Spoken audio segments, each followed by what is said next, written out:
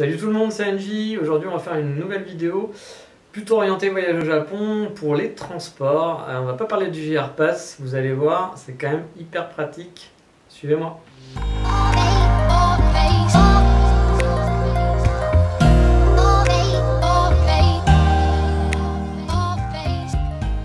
Donc oui, aujourd'hui on va parler transport et on va pas parler du JR Pass, on va parler d'autre chose, on va parler des cartes de transport comme la carte, hop, la voici, la voilà, la carte Suica. Donc à quoi ça sert ce genre de petite carte? Eh bien c'est un genre de pass Navigo et vous allez me dire en tant que touriste j'ai pas forcément besoin d'un pass Navigo, pour ceux qui connaissent à Paris, bien sûr le pass Navigo, ça me sert à rien et puis j'ai mon fameux JR Pass qui me permet de prendre les trains que je veux, ça sert à rien que je paye encore autre chose. Alors oui et non, je vais vous expliquer pourquoi, ça va être assez simple. Donc cette petite carte déjà, pour la récupérer, c'est pas très compliqué. Vous allez par exemple en sortant de l'aéroport, il y a des bornes qui vous permettent de créer, donc c'est de vous créer cette carte, d'avoir une nouvelle carte. De mémoire, si je dis pas de bêtises, je crois que ça va vous coûter 500 yens, donc l'équivalent de voilà, 4-5 euros. Et donc avec 500 yens, il y a 250 yens qui sont là pour la création de la carte et 250 yens qui donc sont crédités sur votre carte, sachant que si vous rendez la carte, vous allez pouvoir récupérer les 250 yens que vous avez mis au départ. Moi je conseille de la garder parce que au final ça vous fait voilà, ça vous fait pour 250 yens c'est pas grand chose, c'est 2 euros en gros, ça vous fait un souvenir et puis si vous retournez au Japon, elle est valable pendant 10 ans. Donc voilà, vous pourrez la réutiliser si vous comptez retourner en vacances au Japon. Alors qu'est-ce qu'on fait avec? Donc effectivement, on l'utilise pour les transports. Ça évite d'acheter des tickets à l'unité à chaque fois. Alors pourquoi c'est plus pratique? Tout simplement que les tickets là-bas, c'est pas comme chez nous en France. Là-bas, vous allez payer en fait par rapport au trajet que vous allez faire. Et suivant les compagnies en plus de métro ou de train, parce que ça marche aussi pour le train, vous allez en fait pas payer le même prix suivant le nombre de stations que vous allez faire et suivant le nombre de compagnies que vous allez utiliser. Donc du coup ça peut être très galère à calculer et ça peut être très prise de tête. Quand vous arrivez en fait dans les gares, vous allez avoir les destinations, les différentes stations avec les prix et du coup faire le calcul pour déjà savoir combien on doit mettre pour s'acheter un billet, c'est quand même hyper chiant. Alors pas de panique si vous voulez quand même faire ça, si vous n'avez pas fait vraiment le bon compte et le bon calcul, quand vous allez sortir de la station, vous allez mettre votre ticket pour sortir, parce qu'il faut bien garder son ticket, il va vous dire attention vous n'avez pas mis assez, et donc il y a des petites bornes derrière pour donner le complément et pour pouvoir sortir.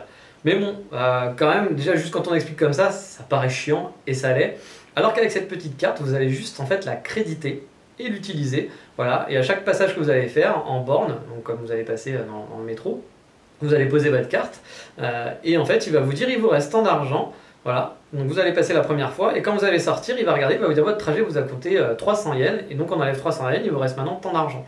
Donc c'est quand même super pratique, super simple et aucune prise de tête avec, donc c'est pour le coup pour moi hyper important de se faire une carte comme ça, sauf si vous n'utilisez que le JR Pass, par exemple si vous êtes sur Tokyo et que vous voulez utiliser que la Yamanote qui est donc c'est une boucle, c'est une genre de périph' en train qui fait le tour des principaux quartiers de Tokyo.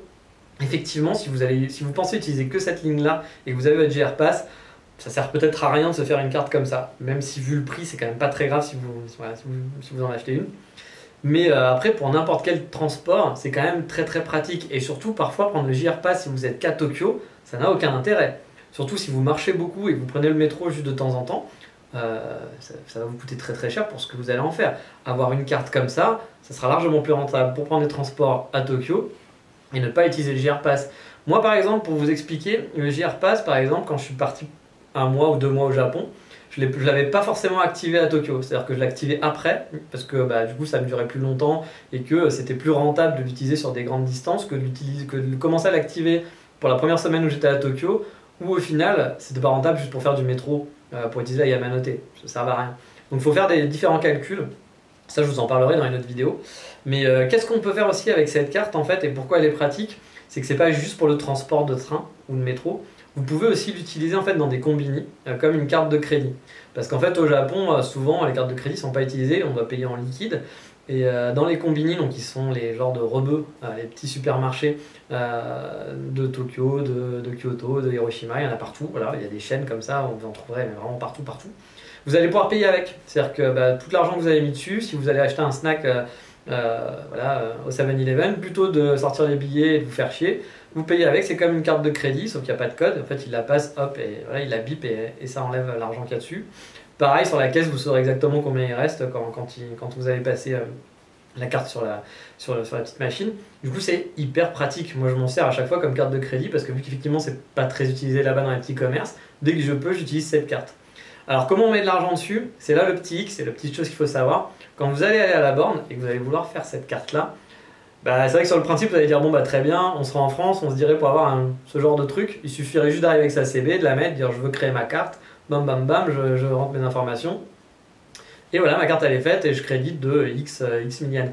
Et bien non, parce qu'au Japon, on ne met pas ça avec une carte de crédit, il faut du liquide. Donc c'est pour ça qu'il faut avoir du liquide sur soi. J'avais fait une autre vidéo pour vous expliquer pourquoi c'était intéressant d'avoir de l'argent liquide au Japon. Et ben, entre autres pour ça, quand vous allez créer votre carte, si vous arrivez déjà à l'aéroport avec du liquide, hop, vous pouvez déjà créditer cette carte et prendre les transports directement. Moi par exemple, lors de mon premier voyage, j'avais du liquide avec moi, j'ai créé ma carte directement, j'ai mis voilà, de l'argent liquide et après je devais prendre la Asakusa Line qui est une ligne de train et je crois que mon JR Pass ne prenait pas en compte, je ne veux pas dire de bêtises mais de toute façon je voulais pas l'activer tout de suite mon JR Pass donc quoi qu'il arrive et du coup bah, j'ai juste eu à passer hop, cette carte sur la petite borne au métro, enfin en train parce que ça fait train et métro et voilà, j'ai pas eu d'autres soucis, j'avais crédité, j'avais mis je sais pas 10 000 yens dessus et j'étais tranquille pendant plusieurs jours comme ça. Donc un bon conseil vraiment de faire ces cartes. Il y en a plusieurs en fait suivant les régions. Avant c'était problématique parce qu'elle ne marchait que dans certaines régions spécifiques. C'est-à-dire que par exemple la Suica carte elle allait marcher dans Tokyo et dans d'autres régions mais elle ne marchait pas à Kyoto. Il y avait la carte Pasmo etc. Alors après franchement les cartes c'est un peu toutes les mêmes. Hein. Je crois qu'il n'y a pas des différences de fou. Faites celle qui vous intéresse le plus. Vous en tant que touriste ça ne va pas vous changer grand chose. Mais maintenant, en fait, ça marche un petit peu partout. C'est-à-dire que cette carte-là, vous n'allez pas l'utiliser qu'à Tokyo, vous allez pouvoir l'utiliser aussi à Kyoto, vous allez pouvoir l'utiliser dans des bus ailleurs. Donc, c'est vraiment très très pratique. Après, tous les bus n'acceptent pas et tous les trains, vous n'allez pas pouvoir payer avec. Mais par exemple, moi, je me suis payé des trains locaux avec cette carte. On la passe, hop, il défalque et il n'y a pas à se faire chier à prendre un billet pour un train local, hein, j'entends. Et du coup, bah, c'est très pratique. Vraiment un conseil pour moi, vu le prix que vous allez mettre dedans, ça fait un souvenir en plus et vous pouvez la réutiliser. Comme je vous le disais, la deuxième fois que je suis allé au Japon, il me restait de l'argent dessus. Et bah, du coup, dès que je suis arrivé, j'ai pas eu besoin de la recharger. J'ai pu aller directement à mon train, la passer de l'aéroport pour prendre mon train et mon métro. Et j'ai pu aller à la gare de Tokyo tranquille, sans me faire chier. Voilà, j'ai réutilisé, et il y avait je sais plus combien d'argent dessus, c'était nickel. C'était très pratique. Donc on la prend pour faciliter les transports en train, parce que vraiment en train et en métro, parce que vraiment, bah, y a pas... même les Japonais parfois ils vous regardent. Moi je voyais, il y avait des Japonais, ils étaient en train de payer avec un ticket, en train de calculer. Je me disais mais pourquoi je comprends pas pourquoi ils prennent pas ça. Il doit y avoir une raison, mais j'avoue que j'ai pas très compris. Et vous passez, bim, tranquille, à l'aise, vous cherchez même pas à comprendre et ils vous regardent, et il a l'air tranquille quoi, tu vois. Bah ouais, parce qu'avec ça, c'est pas compliqué quoi. Il n'y a pas de calcul, on passe et ça défalque automatiquement. Alors comment on les recharge aussi? Donc il y a des bornes, comme je vous disais, et des bornes vous en trouverez dans tous les métros. Voilà. Alors il y a certains métros où c'est un petit peu compliqué, c'est-à-dire que dans des métros vous allez avoir la borne en anglais et tout se passe bien. Dans la plupart des métros vous aurez des bornes en anglais, en tout cas à Tokyo. Par contre moi j'avoue qu'il y a un système où j'ai pas totalement compris, c'est que parfois je le passais dans des bornes mais ils voulaient pas me le recharger. J'ai l'impression qu'il y a des bornes qui ne sont pas faites pour recharger. Pourtant j'avais l'impression qu'on pouvait mettre son Pasmo et recharger de l'argent dessus. Mais bah, j'avais beau essayer, ça marchait pas. Il y a certaines bornes qui sont spécifiques pour charger et d'autres non. Mais il y en a partout et vous n'allez pas galérer pour le faire. Et comme je vous le dis, en plus, souvent c'est en anglais. Vous allez pouvoir, il y a le petit bouton pour mettre la borne en anglais. Donc voilà, si vous comprenez à peu près l'anglais, ça devrait passer. Et si vous avez vraiment un petit peu peur de savoir comment ça se passe, vous cherchez sur YouTube, vous allez trouver des vidéos où des mecs ont filmé la borne et sur quoi il faut appuyer. Mais franchement, il n'y a vraiment rien de très très compliqué. Donc on l'achète pour les transports, on l'achète pour l'utiliser dans les combini parce que c'est hyper pratique pour payer, ça vous évite de sortir votre monnaie et vos billets. Et puis voilà, ça vous fait un petit souvenir. Alors celle-là c'est pas la plus mignonne, mais il y en a des très très mignonnes, ils les changent régulièrement. A priori, je crois que dans les aéroports on peut en trouver des beaucoup plus mignonnes. Alors moi j'avoue que celle-là c'est pas hyper fun, mais bon voilà, ça fait un bon souvenir, je l'ai toujours sur moi, et comme ça me rappelle un petit peu le Japon à chaque fois que je regarde mon portefeuille. Donc c'est les cartes Suica, il y a les cartes Pasmo, voilà, il y a différents types de cartes. Mais dès que vous arrivez au Japon, pour moi c'est un des premiers trucs à faire. Parce que voilà, c'est le Pocket Wi-Fi et la carte Suica, pour moi voilà, ça fait partie des must. Comme le Japan Rail Pass est un must, ça je ferai une autre vidéo pour ça. Mais attention, Japan Rail Pass, souvent on vous dit prenez le Japan Rail Pass, c'est obligatoire au Japon, c'est génial. bah, parfois c'est pas si rentable que ça et ça sera moins rentable de payer vous-même vos trajets, surtout si vous bougez pas beaucoup. Par exemple, si vous restez sur Kyoto, ne prenez pas Japan Rail Pass, c'est inutile. Enfin, c'est pas inutile, mais ça va vous coûter cher. Vaut mieux avoir juste une carte de transport comme ça et ça vous coûtera beaucoup moins cher, ça sera beaucoup plus pratique. Vous pourrez prendre tous les métros que vous voulez, tous les transports. Avec le Japan Rail Pass, c'est juste pour les lignes JR et donc de la compagnie JR, et du coup bah voilà, vous pourrez pas faire ce que vous voulez. Et puis bah le Japan Rail Pass c'est pour une semaine, 2 semaines, 3 semaines. Même si vous prenez une semaine, ça va vous coûter beaucoup plus cher que juste des trajets à l'unité. Donc faites des calculs, c'est hyper important de faire des calculs avant de partir pour pas se dire on prend un JR Pass parce que tout le monde nous a dit que le JR Pass était super. Mais attention, hein, dès que vous commencez à bouger, moi j'ai toujours pris des JR Pass, hein. Pendant mon vacances d'un mois et 2 mois, j'ai dû prendre, voilà, j'ai pris 3 ou 4 JR Pass je pense pendant ces vacances-là. Donc c'est quand même utile, mais il faut savoir bien les positionner pour les rentabiliser au mieux.